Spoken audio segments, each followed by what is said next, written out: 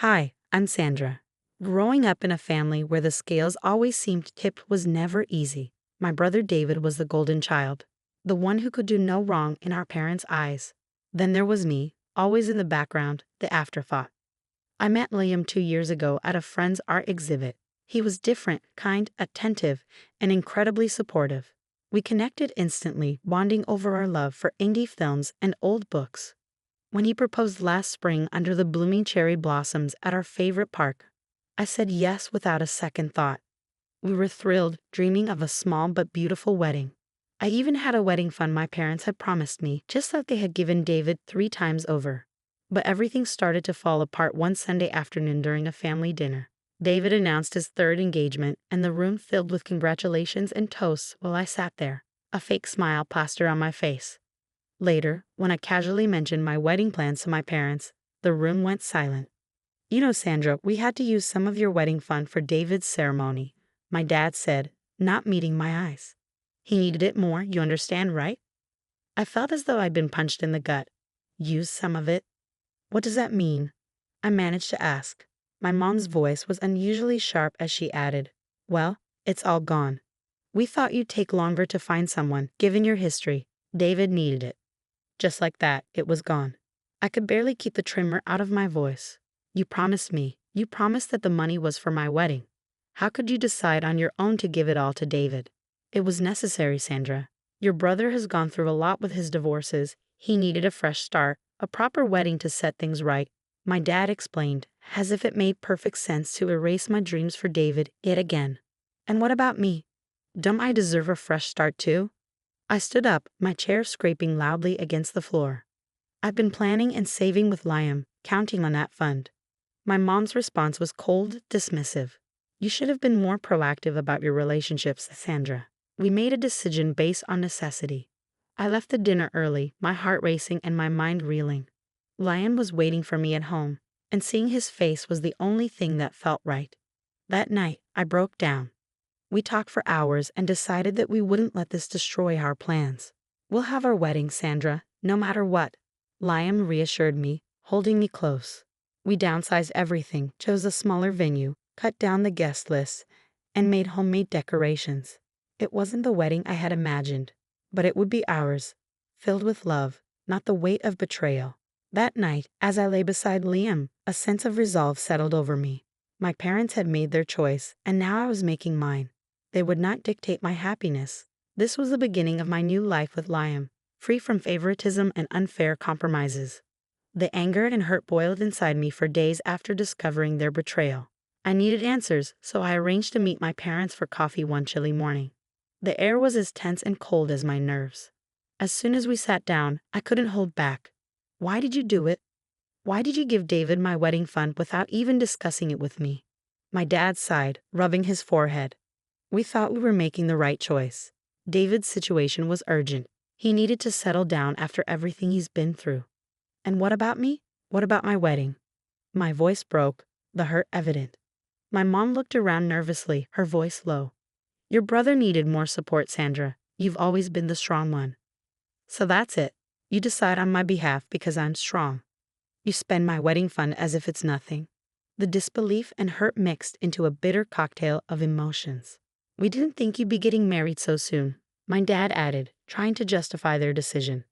Honestly, we thought you might back out, considering your past relationships. That's not your decision to make. It was my fund, promised to me. How could you gamble my dreams away on David's third attempt at marriage? I couldn't hide the scorn in my voice. The conversation grew heated as they piled on justifications, each one striking a nerve. They talked about family obligations and supporting each other. But all I heard was their clear preference for David. Finally, I stood up, my chair scraping loudly. This isn't just about money. It's about trust, about respect.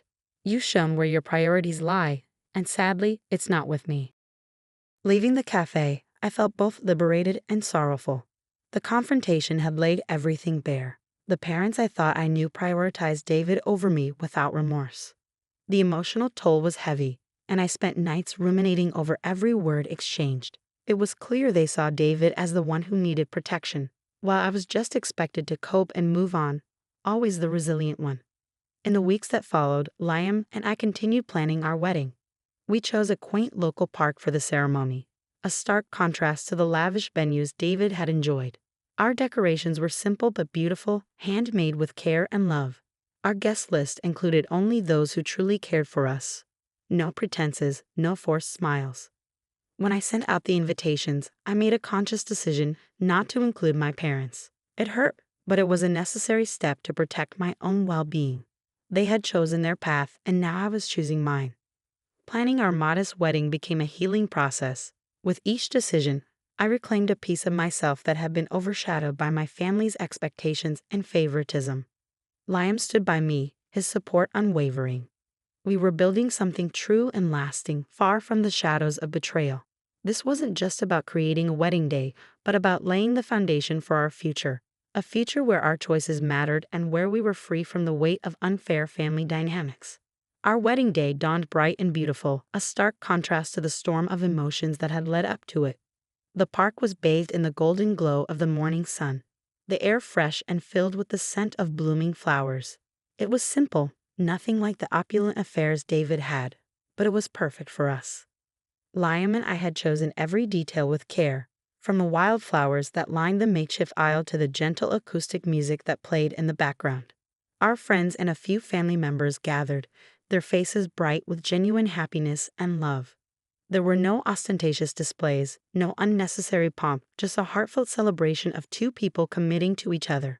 As I walked down the aisle, my heart was full. I glanced at Liam, and the look in his eyes told me everything I needed to know. We were doing this right. Our vows were promises of support and companionship, spoken from the heart. When we kissed, the applause from our small group of guests felt like the sweetest music. We spent the day laughing, dancing, and sharing stories.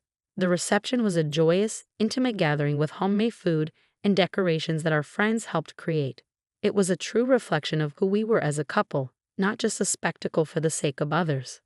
Later, as we shared our wedding photos online, the reactions were immediate and overwhelmingly positive. Friends and distant relatives congratulated us, celebrating the happiness that shone through every picture.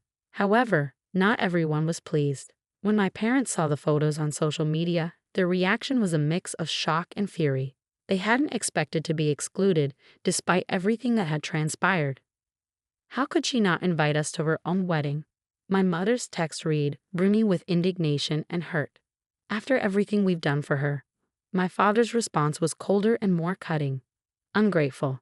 After all the years of support, clearly she's chosen her path. Their messages were a jarring note in our otherwise perfect day, but I had expected them and was prepared. With Liam's hand in mine, I felt strong enough to face the fallout. The next family gathering was tense as news of our decision spread. Whispers and sideways glances followed me whenever I entered the room. Some family members approached, questioning why I hadn't included my parents and hinting at the need for family unity. But as I explained my reasons, with Liam and those who understood supporting me, I felt a resolve within myself. This was about setting boundaries, about respecting our own needs and happiness above toxic family expectations. Despite the backlash, there was also an unexpected outpouring of support. Several cousins and aunts reached out privately, expressing their understanding and sharing their own stories of dealing with family pressures. It was comforting and reaffirming, a reminder that we weren't alone in our struggle for independence and respect. As the days turned into weeks, the initial shock from my parents faded into a strained silence. They made no further attempts to confront me directly, perhaps finally realizing the depth of their mistake. Liam and I moved forward, our bond strengthened by the trials we have faced together. Our wedding wasn't just a ceremony, it was a declaration of our commitment to live on our terms, free from the shadows and expectations that had long clouded my life. It was our first step into a future where our choices and our love were the only things that truly mattered. A few weeks after our wedding, during a routine phone call, the tone shifted abruptly. My mom's voice was strained, laced with a faint casualness. "You know, Sandra, your father and I have been thinking. It's not right what happened. We should have a proper family wedding. A big one where we can invite everyone." I paused, letting the request sink in. Mom, Liam, and I are already married. We had our wedding, the one we wanted. But that was just a tiny thing, she pressed.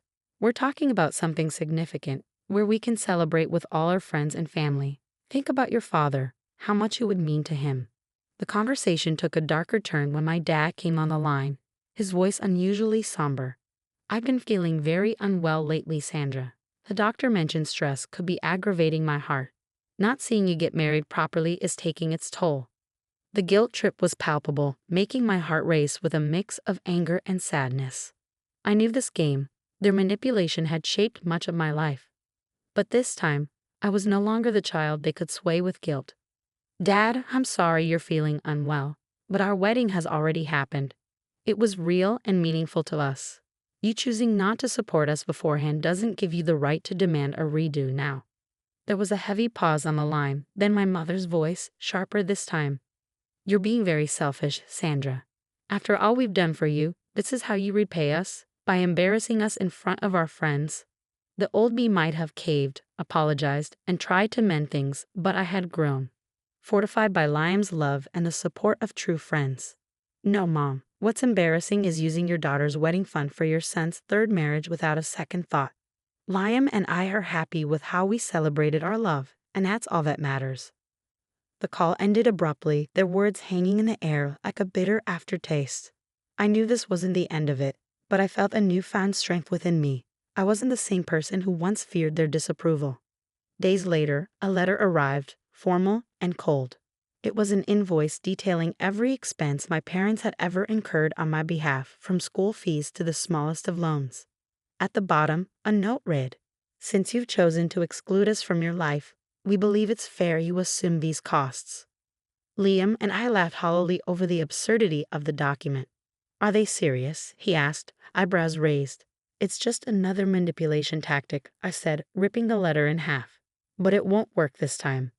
We decided together that it was time to cut ties officially. I drafted an email, clear and firm, outlining why I was distancing myself from them. It highlighted their lack of respect for my autonomy and their continuous attempts to manipulate my emotions. After sending the email, I felt a surge of freedom mixed with inevitable sadness. It wasn't just about separating from my parents, it was about reclaiming my life. In the weeks that followed, the air around us seemed clearer, our decisions unclouded by guilt or obligation. We were building a life on our own terms, and every small victory felt like a triumph. Their demands for a second wedding and their manipulations had only strengthened my resolve. Liam and I were united, our foundation built on mutual respect and understanding, not on the shifting sands of familial approval. This chapter of my life was about standing firm in my beliefs, about not letting guilt and manipulation dictate my choices. It was about living a life true to myself, and that was the greatest freedom I could have ever claimed. The weeks following my decision to formally distance myself from my parents were filled with a profound, liberating silence. However, that quiet was abruptly broken by a surprise visit from my parents. One afternoon, they showed up at our doorstep unannounced, their faces a mix of determination and feigned concern. "Sandra, we need to talk," my mom said, stepping forward as if to embrace me. I held up my hand, stopping her mid-stride. "There's nothing left to discuss," I replied firmly. "You received my email. I meant every word." My dad's expression hardened. "We're still your parents, Sandra. You can't just cut us out like we mean nothing. I gave you both every chance to be part of my life in a respectful, supportive way. You chose not to take those opportunities," I said, my voice steady despite my racing heart. "What you call meaning nothing is actually me setting boundaries." They attempted to argue, to plead their case, but I was resolute. Liam and I deserve to live in peace without manipulation and guilt-tripping. This is my final decision. The confrontation reached its peak with a clarity that felt almost surreal. "Mom, Dad, I wish things were different, but they aren't. Please respect my wishes and do not contact me again." I stated the finality in my voice, mirroring the closure I sought. After a few moments of tense silence, they left, and with their departure, I felt a weight lift. I blocked their numbers, their emails, and all social media connections. It was a drastic step, but a necessary one that marked the beginning of a truly independent life. In the months that followed, Liam and I thrived. We decorated our small apartment, celebrated each other's successes, and supported one another through challenges. Life without the constant stress of familial expectations was lighter, more joyful. We often spent evenings talking about our dreams and the future we were building together. Each conversation, each plan we made, was a stitch in the new fabric of our life. one untainted by the shadows of the past. One evening, as we sat watching the sunset from our balcony, Liam took my hand. "Do you ever regret it, cutting ties?" he asked gently. I squeezed his hand, my heart full of peace. "No, because it led us here, to this moment, to a life where we are respected and loved for who we are, not for what we can give." Reflecting on everything, I realized the importance of choosing one's own path. It wasn't just about escaping toxicity. It was about honoring oneself, about living a life filled with genuine love and respect. I learned that sometimes the hardest decisions are the most necessary, and that true happiness often requires us to stand firm against the very forces that claim to love us the most. Liam and I planned trips, explored new hobbies, and built a community of friends who shared our values. We were no longer defined by my familial past, but by the choices we made each day. As I share this story, I hope it serves as a reminder that while family can be a source of great love and support, it should never come at the cost of our self-respect or happiness. Independence isn't just about physical distance, it's about emotional and mental freedom, the kind that allows us to be truly ourselves. Thank you for being part of my journey. Your support means the world. Remember, always choose a path that respects and uplifts you. Stay true, stay bold, and never settle for less than what you deserve. This brings us to the end of Sandra's story. Now, I'd like to hear from you. Do you think Sandra was right to cut ties with her family to preserve her well-being and happiness? Or do you believe there could have been another way to handle the situation? This is a tough decision, and often there's no clear right or wrong answer. Please share your thoughts and experiences in the comments below.